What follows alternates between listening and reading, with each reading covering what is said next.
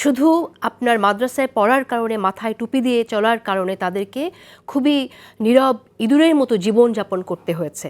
একটা স্বাধীন দেশে আবার স্বাধীনতা বিরোধী শক্তি থাকে কি করে?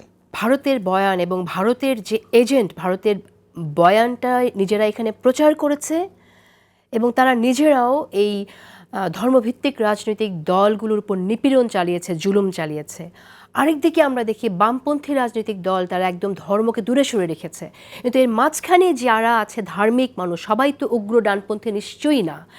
শুধু আপনার মাদ্রাসায় পড়ার কারণে, মাথায় টুপি দিয়ে চলার কারণে তাদেরকে খুবই নীরব ইঁদুরের মতো জীবনযাপন করতে হয়েছে। এবং এখন আমরা দেখছি মাজার ভাঙা হচ্ছে, এখন আমরা দেখছি যখন নারীরা খেলতে যাচ্ছে সেখানে ভাঙচুর করা হচ্ছে। এই দায়টা তাহলে কার?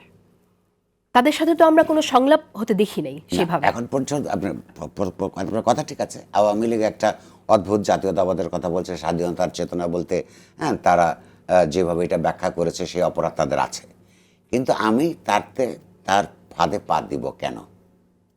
সেটা তারা তার কাজ করছে তার স্বার্থে, তার আর এর চাইতেও আর খারাপ কাজ করেছে। তারা বাংলাদেশকে ৭২ সালের পরে মুক্তিযুদ্ধের পক্ষে এবং মুক্তিযুদ্ধের বিপক্ষে শক্তি হিসাবে এইভাবে ভাগ করেছে। কেন করেছে?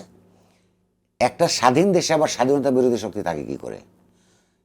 আর যদি থাকেই, সে জেলের বাইরে থাকে কি করে?